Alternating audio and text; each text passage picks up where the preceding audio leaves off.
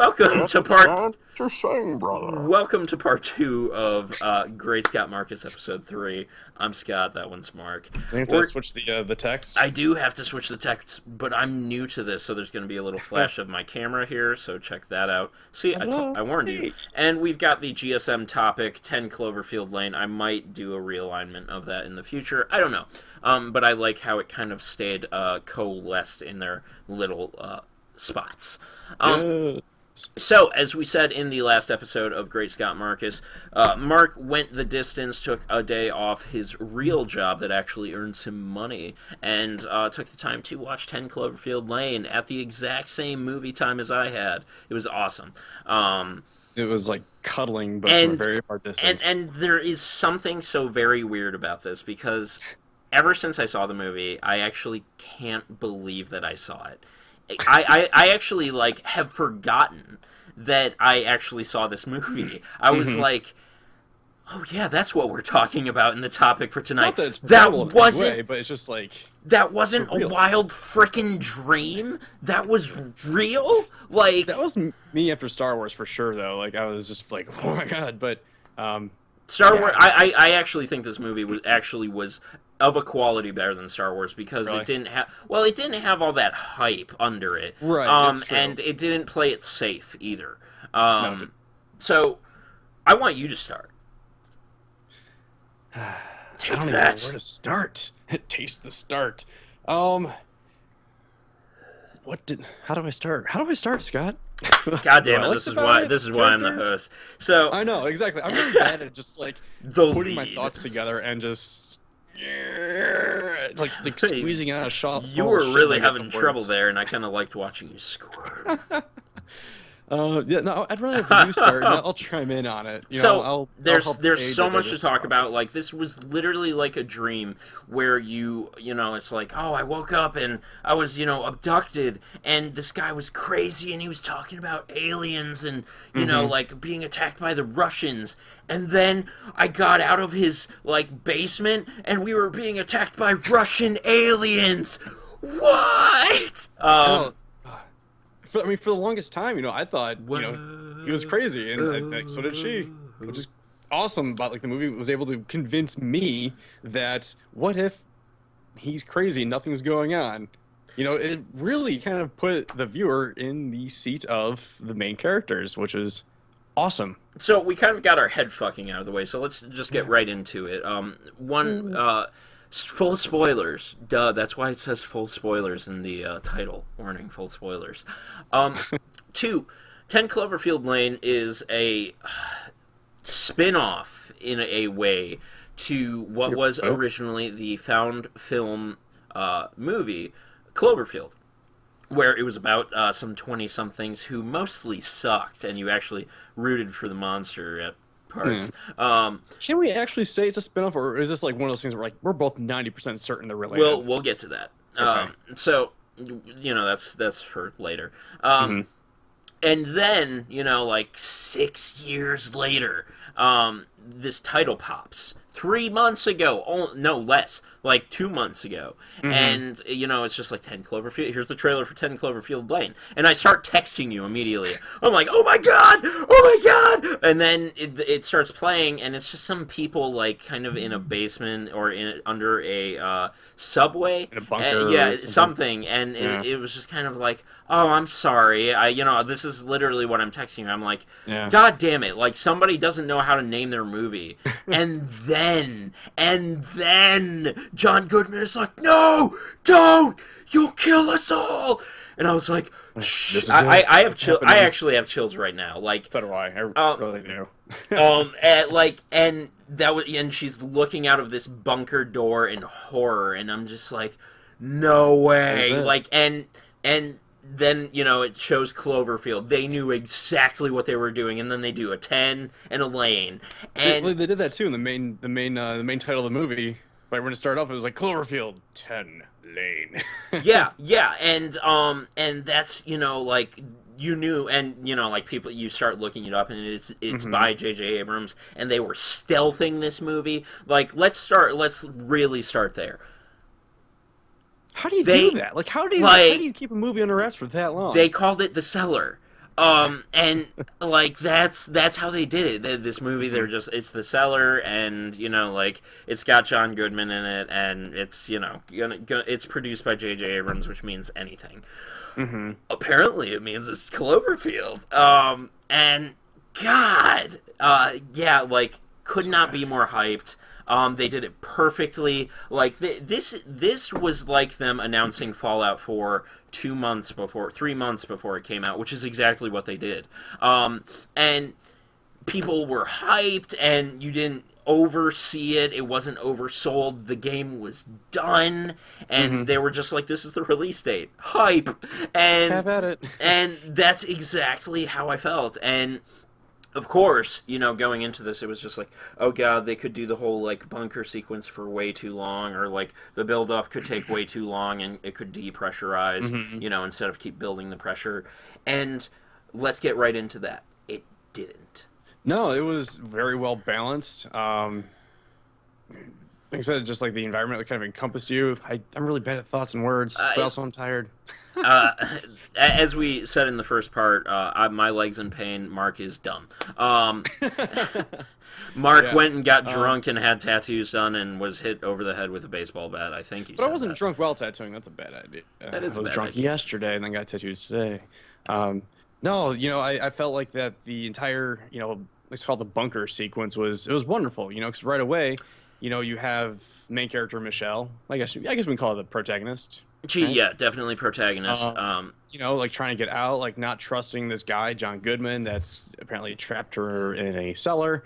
He's saying that the world's ending, and immediately, she's doing what anyone else would do, which is panic and say, "You're full of shit. I'm gonna get out of here." Phenomenal camera work and acting by her. Great. Like, oh my god! Just the feelings of like just that were evoked with the imagery of this, like thing around her leg chained to a pipe in this small room that's just concrete blocks, and like she's kind of thinking like, I'm in a hospital, but this isn't a hospital, and like it starts to occur to you like, oh no, oh no, oh no, and it's just like but she's smart. She immediately starts working the problem after the panic passes, and that's important. It's very realistic too. I think if any situation arises, you're gonna panic at first, like we just saw with my phone call, and then it's like then you come to your senses a little bit, and it's just like, she was panicking. We saw that, and then like she's like, oh my god, light bulb, this giant pole, I can grab my shit, and it's just like it's just very realistic and the great acting, and I also feel like that's John why Goodman in it, oh my because god. He, I'd say he's an A-list. He's been around for a long time. But he's in those roles that are just very John Goodman, and kind of at times, very charismatic a lot of the times, very personable, charming. Yeah, even for a guy his size, because a lot of times, Chris Farley. Was that him? Yeah. Just very clumsy, very oafish comedy, like never in a serious role, really. And Goodman, just kind of that juxtaposition. Big guy, but like at times a gangster, and at times, like a killer. And here, super awkward. He pulled it off super really well. Uncomfortable. Like, I didn't like being around him. I didn't like seeing him there on were parts camera. of the movie where I was uncomfortable. One of which, when she's crawling through the air vent, like I seriously got like claustrophobic feeling. I was just like, this is terrible. A lot of times they will show vents being like larger, and you're just kind of like, well, at least there's that headroom, and you. No. But like her like contorting her her legs to get up to move up the vents, and like. I kind of wanted to throw up like watching that happen. I was just like, I would not do that. I could not do it. Yeah. So. Kind of getting on task, like, so the movie starts, they do a good job kind of setting up her emotion without anything except, like, an overture, really covering all the audio. Then there's the car crash, which, John Goodman caused, and you kind of, you're kind of like, probably. And then they get right into it. Again, no waiting, the scenes from the trailer where she hits him over the head with the bottle, runs for the door, almost immediate, probably within the first 20 minutes. And, by the way, can you give me her name one more time? Mary Elizabeth Winstead. She was a very enjoyable actress, did a great job. Mary Elizabeth just, runs for the door, looks out the window after, he had already shown her this door and window to show her that, his pigs had died off due to this chemical in the air, this issue. And but even this, like, you're still not convinced either. It's like, well, he could have just burned them himself. And yeah, they could have just died. And then this is where the first clue really shows up that there was a linkage. Because going into this, you're like, this still might not, like, there's still a chance that it might not be connected to Cloverfield. And a woman shows up at the door, and I didn't actually know that these trailers were actually on cable TV, where there's a woman at the door, and she's infected, and like it's just mutilated her face, and it could easily have been radiation or a chemical burn, but she's acting crazy. She's just like, it only touched me a little, and it just reminded me of what happened in the subway, where the one girl in Cloverfield was infected and then exploded.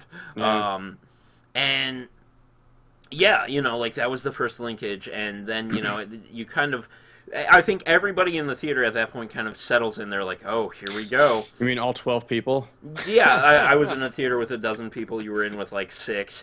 Right? Yeah. And but that's fine. That's perfect. And like we'll get into why movie theaters should die another time.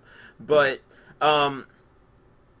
yeah, so like Mary Elizabeth settles in, her character, Emmett, the character from the movie, the other male character, and then John Goodman's character. His name was John Gallagher Jr. is Emmett. John Gallagher Jr. We should probably refer to them by their actual set names, 10 Cloverfield Lane. And so, they settle in. There's a montage of them just kind of getting used to their tasks and stuff, but it's not long. But we really don't know how much time's passed either, which is kind of nice. It's not like 2 months later, 3 weeks later, and they're not going crazy. It's just like there's at least enough time for a potential broken leg to heal. Yeah, that's good. Sprained ankle, sprained knee, whatever it was that was wrong with her. Kind of, we both are in agreement of Mary Elizabeth Winstead's character and how great she was. John Gallagher Jr. Gotta throw it out to him. Here's the thing that I want to frame with these two. I'm gonna let you go first. Go ahead. I'm just gonna say, they played off each other really well. Like, the three of them actually all played off together really well. Yeah. It was a fantastic trio. Only 3 actors. Like, that's amazing. Yeah. I always really enjoy those movies where it's like only like 2 actors or 3 actors, and they somehow still come up with a fantastic ensemble. And Bradley Cooper was Ben's voice. I saw that at the end credits. I was like, what? No way. Okay. I guess I really didn't have a whole lot to say about him in general. Obviously, Michelle's character, Mary Elizabeth, she was the protagonist, and I think he did a great job of just being the supplemental character in that role. He wasn't the anti-hero, or what's the other word? Antagonist. That's it. He wasn't an antagonist. He wasn't an anti-hero. Here's the really important thing I want to frame. He wasn't a romantic interest either. Like, no, nice. Like, sure, maybe potential like sparks, maybe, but like they're like brother sistery. Yeah, they got focused on a task, and they were friends, and they were there to help each other, and like this was a guy who was kind of scared to leave his hometown and, like, do the right thing and, move forward with his life and, do good with his life. And, again, full spoilers. And, like, coming onto the scene with the caloric acid, that was... Perchloric acid. Perchloric acid, I'm sorry. And when John Goodman starts talking about that, I'm like, oh my... I just threw up in that, too. God, I was just like, this is nuts. Oh, God. Oh, yeah, you knew bad things are going to happen soon. And at first I was kind of like, that's how he got rid of the other girl. Megan, I think her name was? Megan. I think Emmett said her name was Julia, because, that wasn't actually his daughter, Megan. Yeah. And...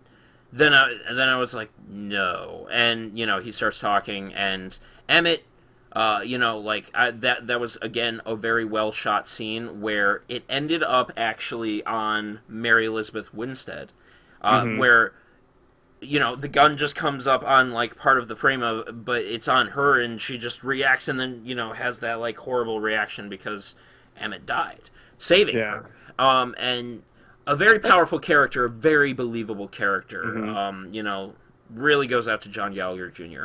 I feel like you know, just overall, like what we knew about him, how he said, you know, he was afraid to leave for college. He said he didn't even have that good of grades, but got like this like full ride or like something close to that to a very powerful or a very good college. Yeah, and he just seemed like you know what we knew about him, like a good character. He was good-hearted man, guy that would do the right thing and help. Well, no, that's the thing. Like, would he do the right thing? I had that question in my mind. Because didn't go off to college, you know, like kind of just like played his safety. He could have been like, no, it wasn't me, it's totally her. Well, you know, he could have played the safety. I feel like he always just needed like someone to lead him to do something. You know, like no one told him. No one was just like, here, I'm going to take you to college. Like he couldn't do it by himself. You know, he helped John Goodman's character create the space. Like it's the not bunker. Like the bunker. He didn't create the bunker. Someone else did, and he had help. And then when Michelle had her idea with the hazmat suit, like she was like, "I need your help." Like he was just always that one, like to be there to help. Which, you know, sadly led to his demise because he was, you know, helping Michelle in the end by saying, you know, it was him. He did it. He was trying to make a weapon, helping her eventually escape. Which, you know, like I said, sadly led to his demise, but. Michelle wouldn't have gotten out if that hadn't happened. But I still find him a questionable character, and that moment was very powerful where he did the right thing and was like, it was me. And then, yeah, John Goodman just really became the antagonist there. Well, the gun, do you want to... I just want to make a comment on John Goodman's character. And I had mentioned this before, and I keep coming back to referencing other characters in other shows, and again, I got to bring up Walter White, you know, kind of the character where it's like in times you really kind of side with that character, and then other times you're like, God, I fucking hate this guy. Yeah. And John Goodman had that because, like, you could tell, like, he did save these people from being outside and burned to a crisp or whatever by aliens. But then he did really become the antagonist too. Right, exactly. And he did a great job of it. Like, it blows my mind, and that really kind of, I think, really attracts people, like especially me for some reason. I'm sure everybody else. That's why, you know, Walter White and Kevin Spacey are getting like so much attention for their roles, because they pull you in both these directions all the time. You know, whether you're siding them or you hate them. And I wouldn't have never thought John Goodman would be that kind of character, but you know, tip of the hat to him. Yeah, really great job. And I also want to draw attention to the gun, how little presence it had, but how powerful it was, where it was just like, you really respect John Goodman because he has a gun. Granted, he has massive size. And, you know, like, it's actually something I even kind of began to neglect, because I was just like, well, John Goodman's really big. And, you know, like, I actually kind of forgot, before he pulled it out and shot Emmett, that he had the gun on him. You know, in fact, Emmett was even saying, and I was like, oh God, he's going to dunk Emmett in caloric acid. Yeah. And, you know, like, the caloric acid was at the center of that, you know, that moment where it was just like, oh, this is, oh, please don't, and instead it was bam, and there was the gun again, and it was just like, oh, man, you know, like, this thing that was holstered this entire time and only had so many shots played such a powerful role among these characters, and yeah, I just find that very unique, whereas a lot of times a gun is powerful because it's like waved around, and like really in your face, and it's just like, no, it's, you know, actually a lot simpler than that. It's just an implied power, really. And that's, again, you know, like, this thing I really liked about this movie, this down-to-earthness, this, you know, like, oh, that's the only other girl alive, and I'm Emmett, and I'm just going to try and be attracted to her. No, you know, like, that's not always how it works. Sometimes, you know, you're just people. And that was powerful, and, you know, as I said to you on the phone immediately after we got out of the movie, Mary Elizabeth Winstead, was a awful at names. It's gonna get it in my head, because this is an important actress to me, kind of like Liam Neeson got in my head. But yeah, I'm not great with I'm not great with actors and actresses' names. I'm not holding it against you. Yeah, I know. But I want our audience to know that I suck with names. I'm gonna be like that guy, the one with the face. He was in a show. That thing that moved around. He did the thing with the stuff. He wore clothes. Yeah. He had skin. Wait, it wasn't a porn. He wore clothes. Okay. Danny Glover. Lethal Weapon? That's Donald Glover. Danny Glover? Danny Glover, right? Oh, yeah, Donald Glover is okay. from Community. We're skewing too far. Focus. So Mary Elizabeth Winstead, I'm loving what we're really seeing with protagonists these days, where it's not just like, oh, they're a badass, so they know how to fly a helicopter and drive a boat and make a splint and literally craft a gun out of their phone, this duck and a PlayStation controller, and a straw, and she, you have all the information you need. She, wants to design clothes, kind of even has the mannequin in her apartment and, the designs and, even kind of has a almost a sadistic, not sadistic, but,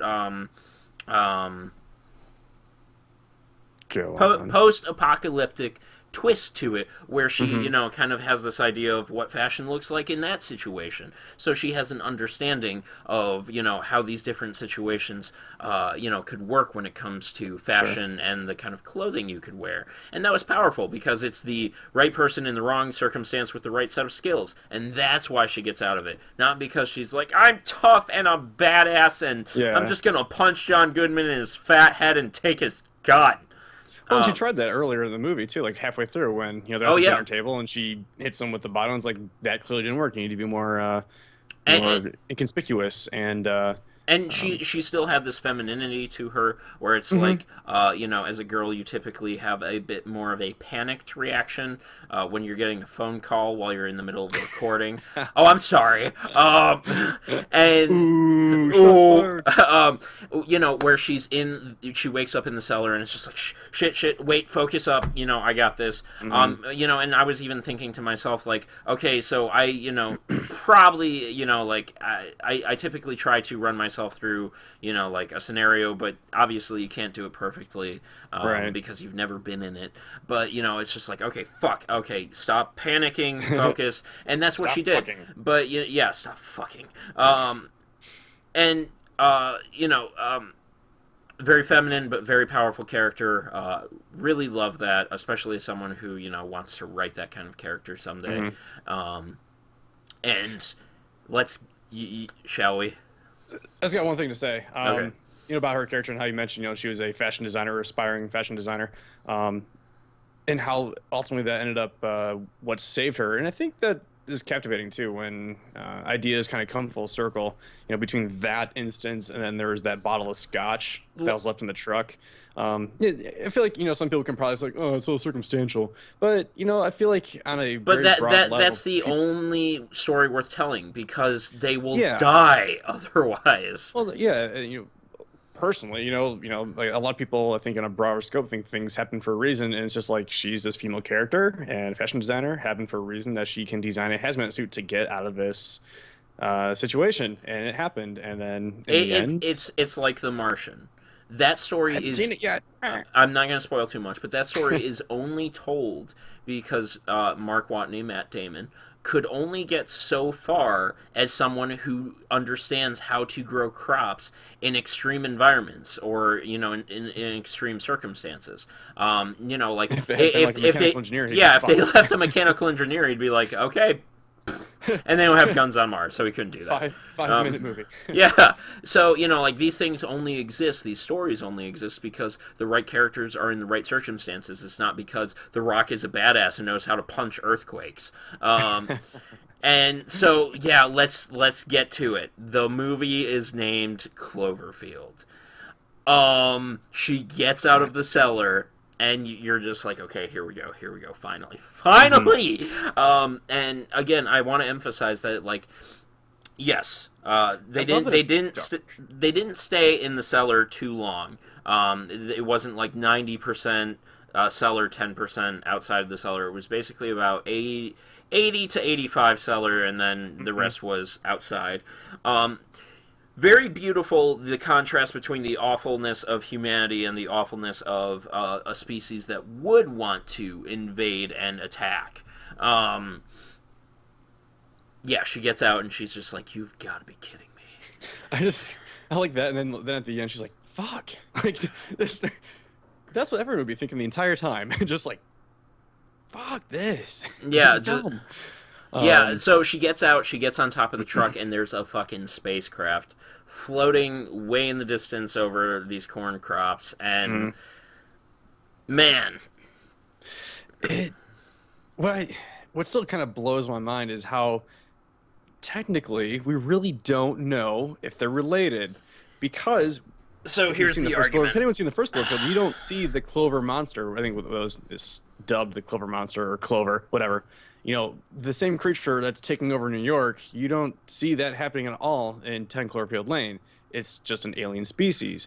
But, you know, obviously Cloverfield's in the name. It's the same production company. But what's interesting to me is this movie made me rethink Cloverfield in general. You know, I never would have thought that in Cloverfield it's an alien species taking over the world. Never crossed my mind. Only hit me after I found out about the dropping from orbit. I knew that, but I thought, you know, it could have just been like an asteroid or something like that. It could have been anything. It could have. Yeah, exactly. But I still didn't think it was another, you know, an invasion.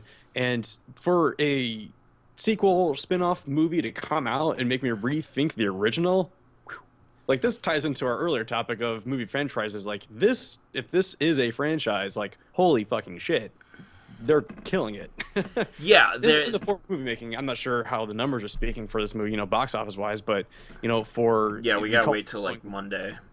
Yeah, for the cult following that Cloverfield seems to have captured, I'm certain to say that, you know, people are going to be very pleased with it. So there's like 5 things to unpack in everything you just said, and it was beautiful, and I want to kiss you, but that'd be weird because I have a girlfriend.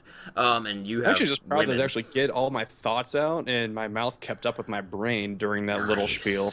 I know. So I'm getting better. Here's like a bunch of things to unpack. Like, yeah, definitely the movies might not even have to be linked. 1, 2, they didn't even, you know, technically link the movies. 3, is this a franchise? 4, the aliens themselves, like, so all right. The ship, the giant ship. So, okay.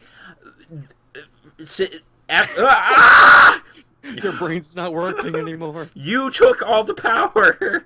You got all the luck that time. So, the whole time she was outside the cellar, I was like, okay, is the monster, you know, like, is there going to be a sequence where it's like, here's the monster, you know, like, even when she got, like, the truck was being picked up, I was like, this is it, and it wasn't it. But there is at least one kind of near linkage. Monsters with tentacles. This one actually possessed the entire spacecraft. Such a unique idea. Large spacecraft, one entity. One very large entity. With tentacles. Now, here's where I think things will start to divide. Well, there's a little monster on the ground, too, which we kind of... should talk about it, but yeah, go on with your point. Sorry, I don't know if there's too much to say about it. The technology ideas behind it very cool. I think you know, its bipedal nature again can kind of point back to the New York monster, and especially once it once the actual biological form, you know, pokes its head out. Why ever that one is so small. I think the similarity between like the two movies too. There's the giant Clover monster, and then there's like the little things that keep falling off of it. I don't know what they were called. You know, the tunnel creatures. So perhaps the two monsters that we saw in 10 Cloverfield Lane, you know, you have like the giant spaceship monster, and then these little crawling slug things with teeth could probably be a small part of the giant ship monster thing. I would say 25.2 million in its first weekend isn't half bad. Not half bad. Not for 2 months of advertising. Yeah, and not for a weird spin-off sequel potential that might not even live up to it. It was really when 10 Cloverfield Lane hit the mailbox, when the mailbox fell, that I really asked myself the question. I was like, is this linked at all? So again, we're returning to this idea of the split. They're not linked, they're linked. I think right now they are not linked. This is potentially just a name that will be given to movies that could have to do about aliens. However, if you do that, where you start making even more of these Cloverfield movies, start putting them out every 3 years, 2 years, year and a half, I think you should go with the 2 years at the minimum. Or another 5 or 6 years, maybe. Potentially. I would hate that, though. You basically have to connect the movies. And the reason for that is the majority audience won't really be on board. People like myself and Marc, who, are analytical and really, critique works and can really get to the depth of it, we'll get it. But your majority audience won't. And even though Cloverfield was a cult following, and it's awesome that it got a sequel, we live in an age where even, cult followings like that can get a sequel, and that's awesome. You have to link them. And that's all it really comes down to. I don't think there's any skirting that. No, I definitely think they should be and hopefully will be linked at some point. For what we got with 10 Cloverfield Lane and how it's been 6 years, if it's another 6 years, I'm okay with that. It's true. That was phenomenal. And I don't think this has been 6 years in development by any means. I remember, a year after Cloverfield came out, reading interviews with J.J. Abrams, Drew Goddard, Matt Reeves, talking about a sequel and what they can do with it. For all we know, they could have had a script and it could have been scrapped, and then someone else is like, here, this is what we have. Or this could have very well been a script. We don't know. Well, actually, I don't think any of those three are a writer of this movie, but they're still adaptations, and obviously you have to go through a production company, so something could have been transpired, moved around in certain ways. But I still believe it could be, maybe not a franchise, but just a trilogy, It doesn't need to have 6 movies. 3 movies is fine. But I think if they actually did treat it like a franchise where, like, this character, like, she survived, awesome. I love that they, that she actually, was bold and faced an alien spaceship that almost looked like it wanted to eat her, and she blew it up, and then she crashed the car from orbit, and then she drove off, and it was awesome, and then... Say in the radio, like on the radio, when it discusses, she stops, she's like, Baton Rouge, Houston. She picks up some radio signals saying, helps in Houston, come to Houston if you can do anything. And she survived, and I think if there's like a Cloverfield Battle of Houston where they make a military movie and she doesn't even have any role in it, maybe there's like a brief snippet about her being an awesome nurse or some shit. Or, like, they have, like, another kind of monster take on, like, the attacking New York. But, like, all these different perspectives, I think that would be really cool, and it wouldn't be contrived because you aren't refreshing the same characters. Right, exactly. And it's not the same ideas or anything like that, so I agree with that. And what's interesting is just how there's so much we don't know. Like, in Cloverfield, all we know is what the 4 characters allowed us to see. In this movie, we have 3 characters in a bunker for 75% of the time, and a camera that doesn't even have to be aimed by the characters, so you can get information that the characters aren't even picking up on. And it's there's just so much open space for another movie. But I like what you said. I really enjoyed Michelle's character, or Mary Elizabeth Winstead's character, Michelle. Do we need to see her again? I don't think so. If we see her again, that'd be cool, as long as it's not just kind of shoved down our throats. Do the same thing they did for the first and second movie. She gets abducted again? God, well, I think we'd discuss on the phone that what if, whatever the next movie is, show a scene on TV of like a hospital where she might be working, stitching somebody up, or like being interviewed or something like that. Some where you can definitely say, yes, this is happening. And what I would like to see is, what if this whole thing is an invasion? This could be so many years later. They could go back and actually show what the invasion is like outside of New York, like where a ship actually attacks it instead. I mean, it could have been in like San Francisco or LA, or like obviously there's some shit going on in Houston. It's like that third movie could touch on any one of those, and in any way. It could be after the effects, it could be before it, it could be from military perspective, like you said, or even I don't like a documentary almost type of movie would be interesting too. Yeah. I think, yeah, now's a good time to wrap up, and I think we've really covered everything we really wanted to cover. Not I as think long so. as House of Cards, and that's the way we actually want to keep it. We don't want to go too long. Hmm. Yeah, so a few things as we wrap up. Just phenomenal movie. Like, again, it feels like a dream that I actually had instead of a real movie, and that's so Hmm. cool that they could realize something like that, where it's just like, I was abducted, and then there were actual fucking aliens. Like, it doesn't sound like, a script you pitch to, Yeah. members of Hollywood. And, wow. Just powerful characters, powerful movie. If you're watching this and you haven't seen it yet, turn Sorry. off your computer. Why, Yeah, sorry, first why'd of you all. get to this point? Like, You fucked up. yeah. I was gonna say, go buy a movie ticket and see it, but hopefully you've already seen it because all the surprises have been spoiled for you. I'm Yep. not sorry because we told you. No, so that's not exactly working, and there they Hey. are. So I'm at KSSD on Twitter. Feel free to shoot us comments or criticisms of what we're producing here. Mark. I am Cram Stribber on Facebook, not Facebook. God damn it, fuck Facebook. Twitter and Instagram, but obviously Instagram is not really one for communicating directly. It's to see my pretty pictures. But on And Twitter, I'm fairly active. So if you see this and you have questions, comments, critiques, let me know. and if you want to comment on YouTube, feel free to. I will try to get to your comments in time. We want to produce a product we're proud of, and so far we're getting there, but it takes time. As we said in our last episode, this is a very this can be a demoralizing experience. We look at ourselves and we kind of really criticize ourselves, and so we're not always watching the numbers, we're not always watching the likes, but we appreciate those of you who are out there watching, liking, and subscribing and sharing. And Yes. again, that's very important to us. A lot of the big guys are out there saying that. We really mean it because it will really help us turn this into something great for you. So we've got more content coming, probably next week or possibly even this week, recording a new show. That one's going to take a bit more editing, so potentially posting it the week after and potentially changing the name of the channel. Maybe not the name of the show, maybe the name of the show. I've been See Scott. what happens. I'm Mark.